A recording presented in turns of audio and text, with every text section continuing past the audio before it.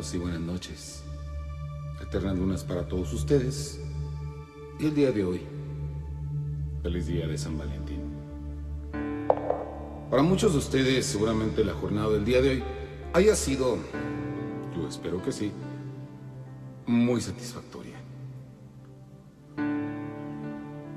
Ya sea porque seas de las personas que pues, les gusta evidentemente aprovechar el día para precisamente tener esa convivencia que muchas veces la cotidianidad dificulta para todos nosotros con nuestras parejas, ya sea porque en realidad pues digas, no es para mí tan importante este día, me parece un día comercializado inútilmente por el capitalismo, que no me gusta estar comprando cosas, entonces simplemente pues lo aproveché para estar con mi pareja y asunto arreglado, o simplemente no hice nada. Para mí cualquier día es bueno para querer a mi pareja, cualquiera de las posiciones, créanmelo, es totalmente respetable en este sentido y cada una creo que tiene su propia razón, que no vamos a discutir aquí, evidentemente, porque finalmente, de todas maneras, la jornada de algún modo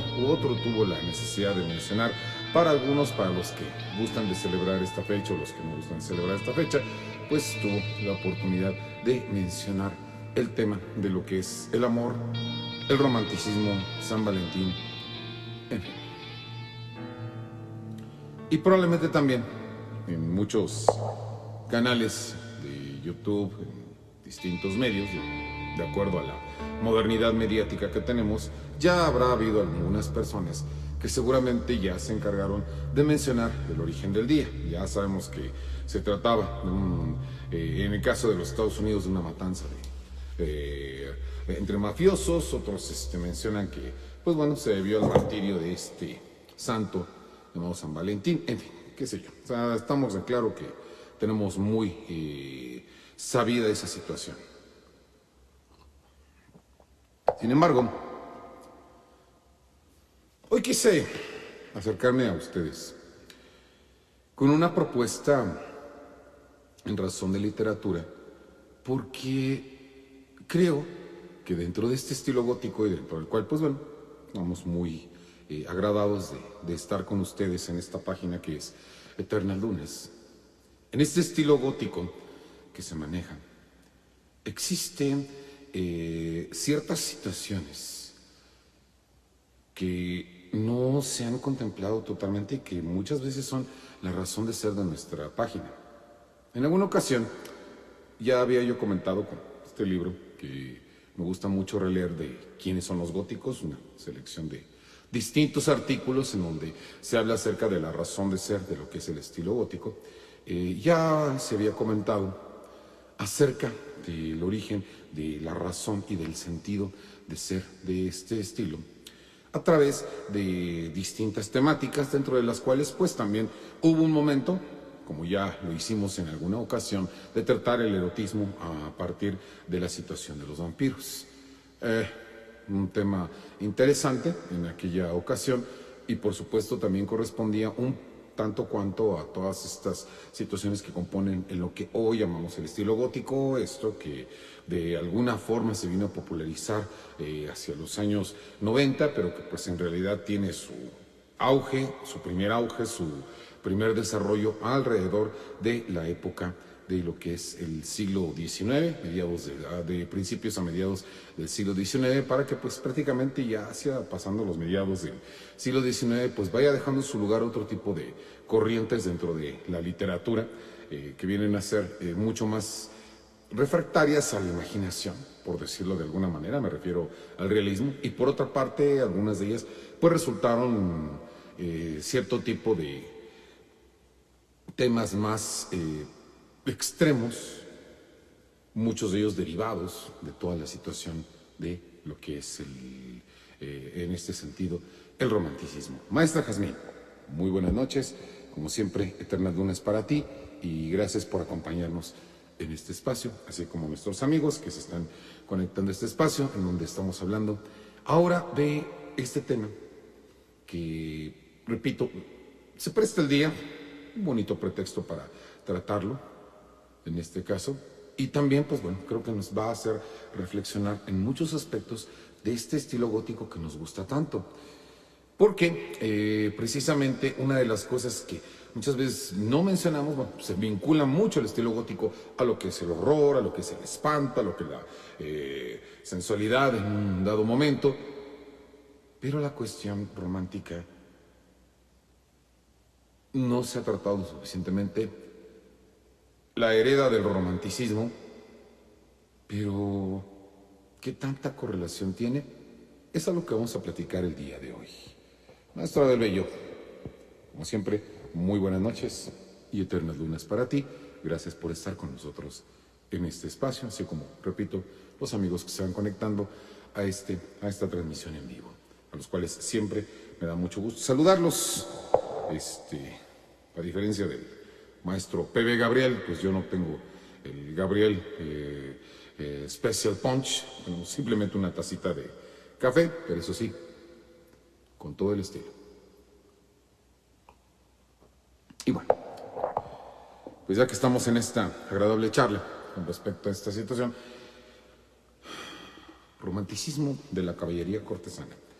Es parte de lo que me ocupé de poner en la presentación del video, pero ¿de dónde surge por primera vez el concepto, la idea para tratar esto? Antes de ello, vamos a saludar al amigo Hugo Palacios, quien nos da las buenas noches y nosotros le damos las noches, por supuesto, y las eternas lunas, agradeciendo su compañía en esta noche de 14 de febrero. Romanticismo de la caballería cortesana.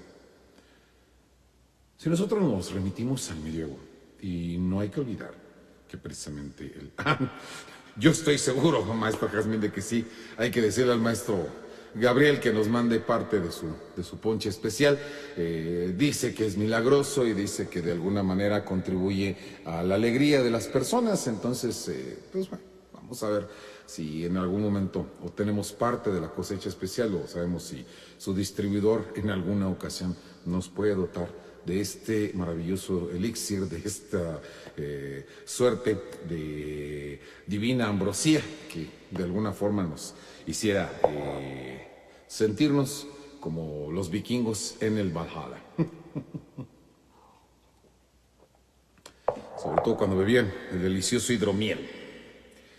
El hidromiel de los vikingos. Pero bueno, pasaba yo un poco después de la broma a este asunto de lo que es el romanticismo de la caballería cortesana, hablando un poco de que no hay que olvidar que ni el romanticismo ni en este sentido la literatura gótica están libres de la influencia de una época muy importante que es el medioevo. Pero ¿cómo llegaron estos estilos a contaminarse de toda esa cultura del medioevo? Maestra Jazmín, aquí le esperamos en la Ciudad de México. ¿Cómo llegaron esas situaciones a contaminarnos este estilo? ¿Cómo fue que se tomaron primero como modelo, como ideal de todas las situaciones que trata la literatura gótica? En primera instancia yo ya he platicado en otro espacio que el estilo gótico de la literatura y la novela vino a tomar parte de su ambientación principalmente de los castillos medievales. Entonces no es en este caso nada que agradecer, maestro Hugo. El maestro P.B. Gabriel es una persona respetadísima, una persona muy generosa y que evidentemente, pues bueno, además escritor y por supuesto también un buen amigo. Estamos esperando la posibilidad de hacer una transmisión en donde nos encontremos con Miquel Arriola. Ojalá que haya esa posibilidad para hablar de vampiros, así como lo estamos haciendo ahorita, de hablar de términos de literatura, ya en una situación polémica y por supuesto, pues un saludo para él, evidentemente. Entonces, en el medievo surgieron por primera vez los comportamientos y las situaciones que nos van a llevar a considerar este tipo de actitudes como parte importante de una literatura.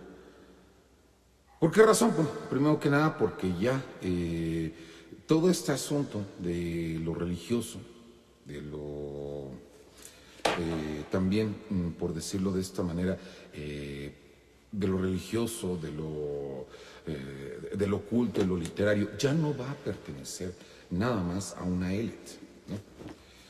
Durante un tiempo, pues evidentemente todo esto perteneció a dichas élites, pero por causa de la dificultad de acceder a esos medios de parte del pueblo llano.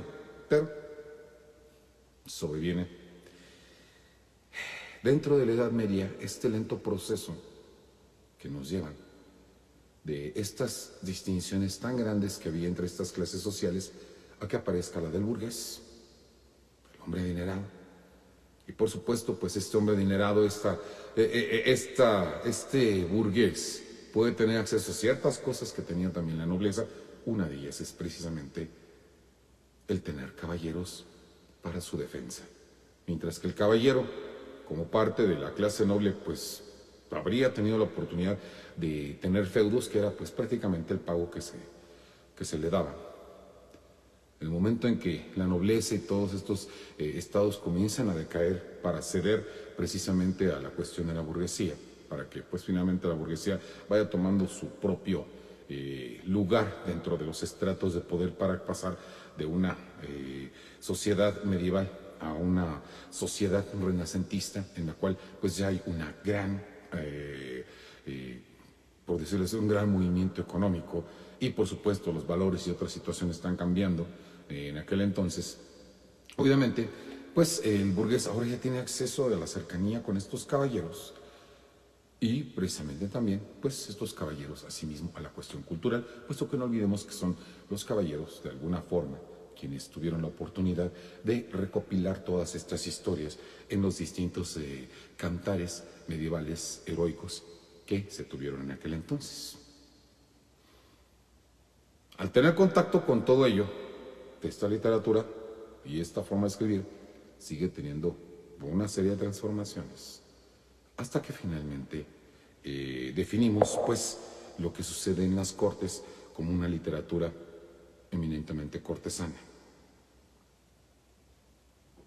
El hablar del amor, el hablar de todas estas situaciones viene a ser precisamente un valor que se rescata de aquel entonces. Estamos hablando de un proceso de muchos años y muchas situaciones que fueron ocurriendo. Y dentro de estas situaciones, por supuesto, al ser la literatura ya eminentemente cortesana, sucede lo siguiente. Vamos a tomarlo de las palabras directas del texto que me permití consultar para hablarles de este interesante tema, que es la historia social de la literatura y el arte de Arnold Hauser. Para muchas circunstancias dice que está agotado el libro. Yo he visto que ya han salido nuevas ediciones porque sin duda alguna para toda gente que tiene la necesidad de hacer de la literatura su trabajo y su oficio, normalmente tiende a ir a este ejemplar que es la historia social de la literatura y el arte. Vamos a leer un poco de lo que comenta ahí, en tus propias palabras vamos a ver de qué manera se produce esta transición. En contraste con la poesía de la antigüedad y de la alta edad media, la poesía caballeresca se caracteriza por el hecho de que en ella el amor, a pesar de su espiritualización, no se convierte en un principio filosófico, como en Platón o en el neoplatonismo, sino que conserva su carácter sensual erótico y precisamente como tal opera el renacimiento de la personalidad moral. En la poesía caballeresca es nuevo el culto consciente del amor, el sentimiento de que debe ser alimentado y cultivado. Es nueva la creencia de que el amor es la fuente de toda bondad y toda belleza y que todo acto torpe, todo sentimiento bajo significa una traición a la amada. Son nuevas la ternura y la intimidad del sentimiento, la piadosa devoción que el amante experimenta en todo pensamiento acerca de su amada. Es nueva la infinita sed de amor, inapagada e inapagable, porque es ilimitada. Es nueva la felicidad del amor, independiente de la realización del deseo amoroso y que continúa siendo la suprema beatitud, incluso en el caso del más amargo fracaso. Son nuevos, finalmente, el enervamiento y el afeminamiento causados en el varón por el amor. El hecho de que el varón sea la parte que corteja, que solicita, significa la inversión de las relaciones primitivas entre los sexos, los periodos arcaicos y heroicos, en los que los botines de las esclavas y los raptos de muchachas eran acontecimientos de todos los días. No conocen el cortejo de la mujer por parte del hombre. Cortejar de amores a la mujer está en oposición también al uso del pueblo. En él son las mujeres y no los hombres las que cantan las canciones de amor. En la chanson de geste son todavía las mujeres las que inician las insinuaciones. Solo a la caballería este comportamiento descortés le parece incomprensible e inconveniente. Lo cortesano es precisamente el desdeñar por parte de la mujer y el consumirse en el amor por parte del hombre. Cortesanos y caballerescos son la infinita paciencia y la absoluta carencia de exigencias en el hombre, el abandono de su voluntad propia, de su propio ser, ante la voluntad y el ser superior, que es la mujer. Sí, Hugo, un libro esencial, digo, en mis años mozos, por supuesto, me dio la oportunidad de ahondar muchísimo. Ya he comentado aquí con ustedes que soy licenciado en literatura dramática y teatro, que esa es la carrera que yo tengo, y que por supuesto un libro que en todo momento es útil para entender el trasfondo social que a veces y económico que a veces nos cuesta muchísimo trabajo entender en materias de arte y de todas estas circunstancias. Quiero que reflexionemos un poco sobre todo lo que acabo de leer. O sea, nos estamos dando cuenta precisamente de que toda la descripción del amor que aparece ahí, bueno, sí, yo sé que el amor es universal y que se ha tratado en todas partes, sin embargo, sabemos perfectamente que hubo épocas en donde el amor inclusive llegaba a ser considerado como un estorbo dentro del materialismo que desarrollaron algunas épocas como el neoclasicismo. Llegaba a ser una cuestión que no era bienvenida precisamente porque causaba el obnubilamiento de la razón y hacía la pérdida de la razón como un estorbo para poder conseguir objetivos más altos, un estorbo dentro del camino del desarrollo del hombre. Y en cambio aquí, fuente de bondad, fuente de todas las cosas. Un amor que, bueno, o sea, recordemos la forma en cómo se nos está explicando precisamente, sobre todo la cuestión de la sensualidad.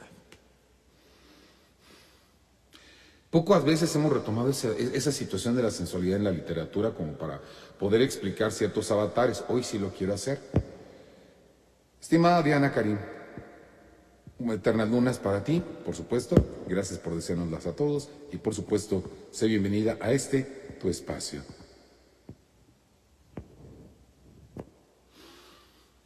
Entonces, este aspecto de la sensualidad que se destaca dentro de este tipo de poesía caballeresca que hubo en aquel entonces, en este cortejo que existe, ¿no es acaso similar a los cortejos que nosotros vemos dentro de lo que es la literatura gótica, sobre todo en la cuestión de los vampiros? Pensemos nosotros. En el caso, por ejemplo, de la historia que tuvimos, si mal no recuerdo, el lunes, la de Ernest Theodor Amadeus Hoffmann. Ahí tuvimos a una mujer, la baronesa, que fue la que tuvo la capacidad de hacer que su hija tuviera todas las características como para poder seducir a un varón. Al contrario, muchas gracias, Diana Karim. Muchas gracias por estar aquí. Esta capacidad de seducción que tuvo ella, pues refleja totalmente este aspecto de que este romanticismo de la caballería cortesana es principalmente femenino. Una cualidad femenina. Esto que se nos explica de que, pues bueno, mientras que para ciertos estratos no se considera que la mujer sea la que tenga que hacer la primera insinuación, aquí sucede lo contrario. Entonces, de alguna manera, en los cuentos de vampiros, en todo lo que es la literatura gótica, donde quiera que hay como un núcleo una historia amorosa, precisamente existen estos elementos de seducción y, sobre todo, muy importante que se rescate la cuestión de que proviene de lo erótico. Porque vamos a hablar también en otro punto de algo que muy al inicio de estas transmisiones yo mencioné con relación a lo que es la Carmina Burana. Recordemos que Carmina Burana viene a ser dentro de lo que es la poesía de los goliardos de la Edad Media, un tipo de poesía que proviniendo de estudiantes de religión, de estudiantes que iban para seminario, pero que pues realmente, pues, al igual que a todos los adolescentes en todas partes, pues bueno, no querían a veces someterse a la autoridad de los maestros, pues empezaron a desarrollar sus propias poesías, se iban a las tabernas, bebían y les preguntaban, bueno, ¿y tú por qué bebes? Y supone que eres sacerdote o no esto. No, pues porque yo sirvo en la orden del obispo Sangolías. ¿Y qué rayos obispo es ese? El obispo Sangolías, señor, es aquel que nos dice que todo lo que está hecho en la tierra lo ha hecho Dios para nuestro deleite y que será un pecado no aceptar todas estas cosas. Si tenemos este tipo de espíritu sensual un tanto cuanto cínico que tuvieron los goliardos, al pasar a través de la poesía caballeresca se refinan y se convierte en ese amor tan dulce y a la vez tan imposible del que habla muchas veces la literatura gótica. Donde quiera que hay una situación amorosa dentro de las novelas que hemos revisado dentro de los libros del Cuervo, las novelas góticas, donde quiera que hay eso, hay un amor, un patos, de un patetismo exacerbado precisamente por esta búsqueda en la que habla Hauser, por esta búsqueda, esta desesperación, este sentimiento exacerbado que de repente solo adquiere su soltura a través de la parte animal del vampiro. Finalmente, habrá que reconocer que como instinto básico, el erotismo y la sensualidad que se expresan a través de la figura de los vampiros es una de las cosas que más nos atrae de todo este estilo.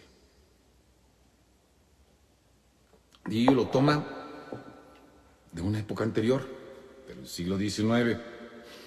Ese siglo XIX tan revolucionario, de repente decide que ya no es suficiente nada más mencionarlo, sino que hay que darle muchísima más amplitud. Y por supuesto, dejar de sesgar menos este tipo de sentimientos, expresarlos claramente. ¿Y qué mejor que a través de la descripción corporal de cómo el vampiro succiona la sangre de su víctima? Todas estas escenas inolvidables que nosotros vemos en filmes de vampiros y que también han sido rescatadas por las novelas de vampiros, tienen su origen en parte en este romanticismo que también rescata lo imposible, lo que no puede, a lo que no puede uno llegar, a lo que siempre se nos escapa, lo que siempre es inasible. Si no pensamos también, otro ejemplo de lo que construye este estilo gótico entre el romanticismo de Gaston Leroux, el fantasma de la ópera. Phantom de l'Opéra es un ejemplo también precisamente de esta situación de amor imposible, de este amor inflamado por una mujer de que se busca la perfección y busca todo ello. Vamos a leer mientras continuamos en este camino. Y por supuesto, te damos la bienvenida, Angelo Roses Knight, porque toda aportación es valiosa, es parte de lo que constituye este espacio. Vamos a leer su aporte. Estoy siguiendo esta página como pequeña aportación. En toda obra oscura, tétrica, el erotismo, la seducción, es fruto del estilo byroniano. Lord Byron fue y es clave en la mayoría de la literatura y poesía vampírica, y claro, también ya hemos tratado, por supuesto, en los libros del Cuervo, la importancia de Byron, en este caso. Entonces, con todas estas libertades que de alguna manera también permitió Byron, con todas estas rupturas que él hizo, porque no olvidemos que Byron fue un disruptor, un elemento disruptor dentro de toda lo que fue la literatura de aquel entonces. Y todos los autores previos de los que yo les he hablado, de Anne Radcliffe, entre otros, y demás, son los que le dieron precisamente esta forma a este tipo de romanticismo. Y no olvidemos también que el propio Lord Byron tuvo la escritura de un larguísimo poema dedicado a Don Juan. Nada más apropiado que el tema del Don Juan, precisamente para hablar de la cuestión de la seducción.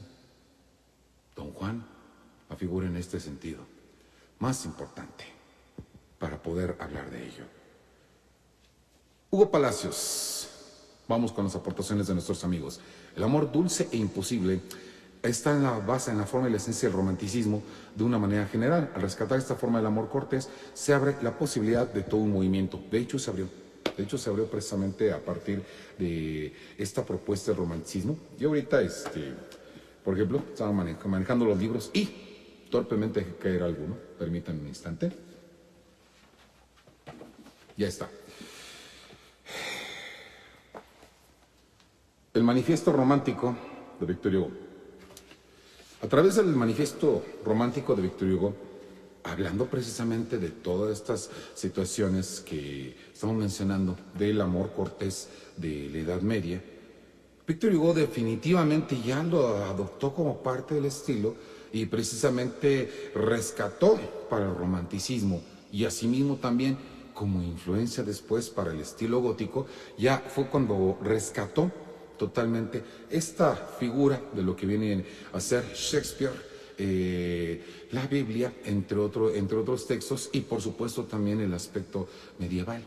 Luego entonces, pues nos estamos enfrentando a un estilo de cosas que ya habían dejado en el pasado, que se retoman, y que todas estas cosas del pasado, al amalgamarse, forman algo completamente nuevo. Y este algo completamente nuevo es el que le da no solamente forma a las obras románticas que ya conocemos entre la historia de la literatura, sino que le da forma a los textos góticos que nos gustan y, sobre todo, se permite mucho más esta apertura hacia las situaciones de los vampiros, hacia la situación de la sensualidad, hacia la situación también, ¿por qué no decirlo también dentro de los mismos cuentos de vampiros, hacia lo romántico?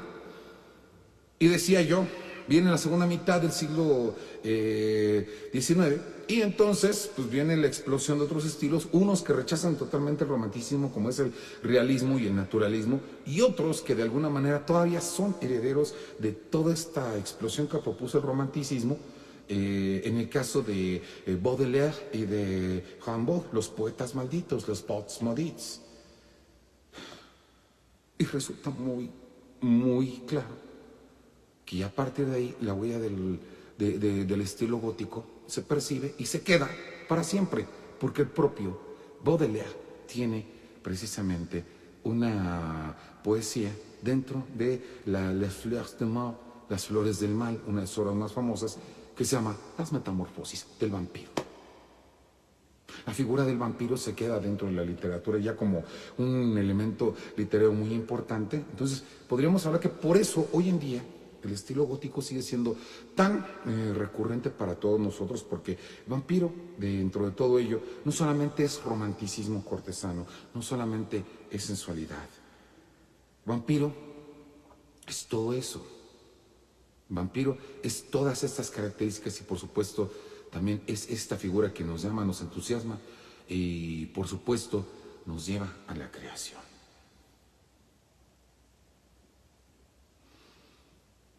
Y por supuesto, en un día como el 14 de febrero, y nosotros pues hablando de estos temas, pues no podríamos de ninguna manera pues dejar de despedir de alguna manera este espacio, toda vez que pues ya hemos hablado de lo estrictamente literario, que pues bueno, siempre es interesante hablar de lo que es la teoría literaria. Todo esto nos ayuda a entender por qué suceden las cosas que conocemos y nos ayuda a tener charlas como las que tuvimos hoy con nuestros amigos Rocío Snay y Hugo Palacios. Por favor, tómense la libertad siempre de que si estamos platicando uno de estos temas, de que si hay algo que puedan contar, algo que nos puedan aportar, háganlo porque tienen la seguridad de que aquí lo vamos a leer, de que aquí vamos a platicar de ello, porque de eso se trata esto. Los libros del cuervo es una charla con todos ustedes de estas cosas que nos gustan, de estas cosas que nos fascinan. Como también de alguna manera, pues bueno, lo que nos fascina también, pues es, por supuesto, la manera en cómo se expresa el estilo gótico a través de lo que es sus poetas. Permítanme pues cerrar la noche, en este caso, con un texto, pues uno de los autores que por antonomasia se ha convertido dentro de lo que es el estilo gótico en uno de los importantes, y es precisamente Edgar Allan Poe. De él vamos a leer en este instante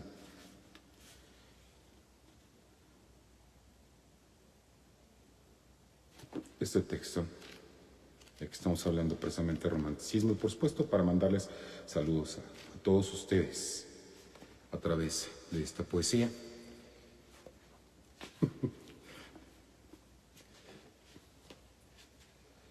Muchas gracias, Angelo Rosusnay. Nosotros estamos normalmente transmitiendo, parecen días un poco raros, pero es por causa de los distintos espacios en donde estamos comprometidos.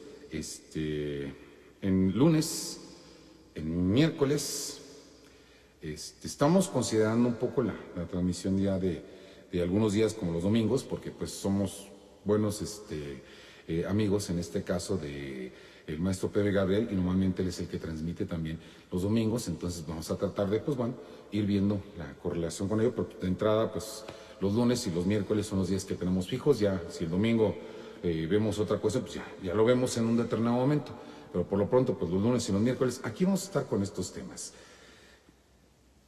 Al contrario, el apoyo de ustedes, porque finalmente, Hugo, pues son estas bonitas aportaciones las que nos llevan precisamente a tener un espacio más, en este caso, pues diverso, y por supuesto con la intervención de ustedes.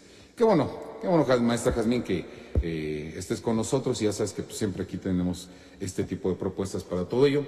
Entonces, vamos a cerrar la noche, vamos a cerrar el romanticismo con esto, que finalmente, pues también forma parte de este romanticismo que espero que ustedes hayan experimentado muy intensamente el día de hoy, y si no hoy, en cualquier otro día, porque como lo dije al principio, no necesitas un 14 de febrero, no necesitas un San Valentín. Lo que necesitas a veces es solo un poco de voluntad. Y como decía el inmortal cuarteto de Liverpool, todo lo que necesitas es amor. All you need is love. Te vi una sola vez hace años. No he de decir cuántos, pero no muchos. Era una medianoche de julio, y más allá del halo de la luna, que elevándose como tu alma, se buscaba un camino precipitadamente por el cielo. Caía de seda y plata un velo de luz, con quietud y tibia somnolencia, sobre los rostros levantados de 1000 rosas que crecían en un jardín encantado, donde ningún viento osaba moverse, sino de puntillas. Caía sobre las caras levantadas de estas rosas, que repartían a cambio de la luz de amor sus almas olorosas en una estática muerte. Caía sobre la cara levantada de estas rosas que sonreían y morían en este jardín encantado por ti y por la poesía de tu presencia. Vestida toda de blanco sobre un banco de violetas, te vi medio reclinada mientras la luna caía sobre la cara levantada de estas rosas y encima de la tuya levantada y mirando. Ay, triste. No fue el destino quien en esta medianoche de julio, no fue el destino cuyo nombre es también tristeza, quien me ordenó que me detuviera ante la puerta del jardín para respirar el incienso de estas somnolientas rosas. No oía ningún paso. El destetado mundo dormía, salvo tú y yo. Oh cielos, oh Dios, cómo me late el corazón al juntar estas dos palabras. Salvo tú y yo. Me detuve, miré, y en un instante todas las cosas desaparecieron. No olviden sus mentes que el jardín estaba encantado. El resplandor perlado de la luna desapareció. Los bancos de musgo y meandrosos caminos, las felices flores y los inclinados árboles no fueron vistos más. El mismo olor de las rosas murió en brazos de los adoradores aires. Todo expiró, salvo tú. Todo menos tú, excepto la divina luz de tus ojos, excepto tu alma en tus elevados ojos. No vi nada más que ellos. Eran el mundo para mí. No vi nada más que ellos durante horas. Solo ellos vi hasta que la luna se puso. Qué terribles historias del corazón parecían inscritas sobre aquellas cristalinas esferas celestes. Qué oscura aflicción, qué sublime esperanza. Qué mar de orgullo silenciosamente sereno, qué atrevida visión y qué profunda, qué insondable capacidad de amor. Pero he aquí que finalmente la querida Diana desapareció en un lecho occidental de una nube de trueno, y tú, fantasma, entre el sepulcro de árboles resbalaste a lo lejos. Solo tus ojos permanecieron, no se irían, todavía no se han ido. Alumbrando mi solitaria ruta hacia casa aquella noche, no me han dejado como la han hecho mis esperanzas desde entonces. Me siguen, me guían a través de los años, son mis ministros y yo su esclavo. Su destino es iluminar y encender, mi deber, ser salvado por su brillante luz, y purificado por su fuego eléctrico y santificado por su fuego elíseo. Ellos llenan mi alma de luz, que es esperanza, y se encuentran lejos en el cielo, las estrellas ante las que me arrodillo, en las tristes, silenciosas vigilias de mi noche, mientras en la irradiación meridiana del día los veo todavía, dos suaves, centelleantes, Venus, no extinguidas por el sol.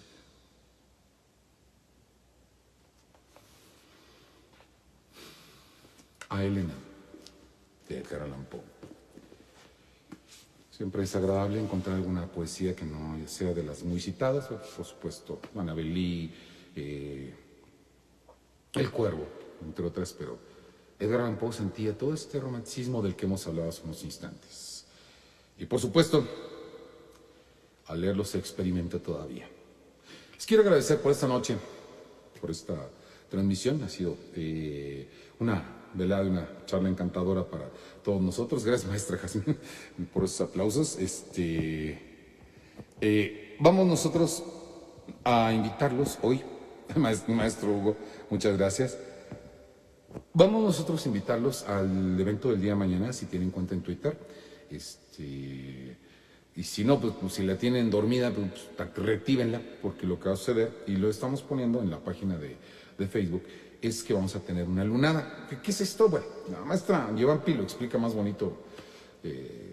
Ella, yo voy a tratar de explicarlo con mis palabras lo mejor posible. Ella cuenta que en Caldas, su pueblo, también, como ustedes saben, la maestra es de Colombia, hay un parque al cual iban los jóvenes, como ella, en su momento, y de repente los jóvenes tenían ganas de leer poesía, cantar canciones, bueno, lo que hacen, ¿no? Inclusive también, yo digo que también aderezado con algún licor, bueno, ella no lo cuenta así, pero yo me imagino, ¿no? Se tumbaban allí y esperaban la luna, y a la luz de la luna leían sus escritos, sus textos, sus poemas, y entonaban canciones, cada quien intervenía como lo deseaba de una manera muy libre, y la maestra quiso llevar esta experiencia aprovechando los medios modernos, en este caso el Space, que como ustedes saben pues es una opción de Twitter en donde ustedes pueden encontrar que pueden entrar a una sala, el administrador de la sala les va a dar el micrófono y ustedes pueden hablar e intervenir alternativamente. Bueno, mañana vamos a tener nuestro Space llamado Lunada, en donde, pues bueno, proponemos que se utilice la frase de los escritos que ustedes quieran leer, la frase de Carmila que hemos estado utilizando, pero no es obligatorio, porque pues, es la lunada. La lunada, como le dice la maestra, pues es libre, ¿no? Cada quien interviene con lo que le sale leer, si quiere leer algo tuyo, quiere leer algo de otro poeta. No importa, apórtanos en la lunada. Vamos a tener esta experiencia el día de mañana a las 7 de la noche en el horario de la Ciudad de México, a las 8 de la noche en el horario de la Ciudad de Colombia y a las 10 de la noche en el horario de lo que es Paraguay. Dije ciudades, bueno, me refiero a países, perdón. En México, en Colombia, en Paraguay, en este caso. Entonces vamos a tener, pues bueno, nuestra transmisión de la lunada. Si ustedes gustan acompañarnos, si ustedes quieren leer algo. Si ustedes dicen, no me gusta mi voz para poder leer, no se preocupen. hay una herramienta ahí dentro del Space en donde le puedes añadir al tweet un comentario y ahí puedes poner aquello que gustes que leamos, si es que quieres confiarlo a las voces del maestro Nathaniel Llano, la maestra Angie Vampi y un servidor, Paul Raven. Entonces, mañana, si ustedes aceptan mi invitación, yo los espero ahí en Twitter, en la cuenta de Eternal Dunas. La cuenta es Eternal Dunas 22, pero el vínculo lo estamos publicando en nuestra página de Facebook, así que no hay más que pulsar el vínculo, vas ahí y precisamente te encuentras con esta opción.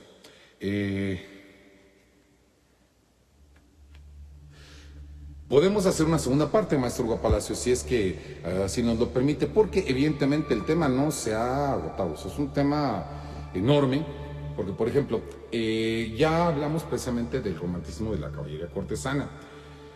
Dentro de ese romanticismo de la caballería cortesana, ahora el asunto es, bueno, entonces ¿de dónde se empiezan a retomar las figuras medievales y qué tanta cercanía hay, en este caso, con míticas como la de Drácula, que aparentemente sí proviene de una época medieval, pero de la Europa oriental, algo de lo que no conocemos mucho? Entonces, podemos hacer una segunda parte y yo lo tomo en cuenta para poder ampliar esta temática, inclusive pues ya teniendo eventos mucho más cercanos, que en este caso serían algunos de los textos, porque ahorita hablé de los textos tal como me acuerdo. O sea, todos nos acordamos de Drácula, nos acordamos de Carmila, nos acordamos del vampiro de John William Polidori y todo ello, pero pues, sería interesante tener los textos a la mano. Parece, bueno, aquí están las pruebas de todo esto, ¿no? Porque es interesante verlo y también creo que es inspirador para todos nosotros, ya sea que seamos solo lectores o ya sea que seamos, en este sentido, creadores, ¿no? Entonces, principalmente en mi caso, yo lo confieso, en mi caso es como creador, como me he acercado a todo esto, ¿no? Mis maestros de la licenciatura estarían orgullosos de que por primera vez estoy leyendo crítica de una manera tan acuciosa, porque no lo hacía en la licenciatura. Digo, lo leía porque tenía que leerlo, pero ahorita ya es el momento de pues darle otro cariz a estas lecturas, y en este caso es de la creatividad. Entonces, tomamos en cuenta, Hugo, para todo ello. Claro que sí, con todo gusto. Pues bueno, amigos míos, nos despedimos por esta noche, pero no sin antes recordarles que nos podemos ver en esta lunada y asimismo en el resto de los eventos que tenemos para ustedes en Eternal Dunas y que seguimos teniendo y que vamos a seguir sorprendiendo, puesto que se planean varias cosas dentro de este espacio. Síganos, por favor, y su servidor Paul Raven se despide, no sin antes desearles a todos ustedes que tengan Eternal Dunas y la promesa de seguir tratando este tema. Muchas gracias y buenas noches.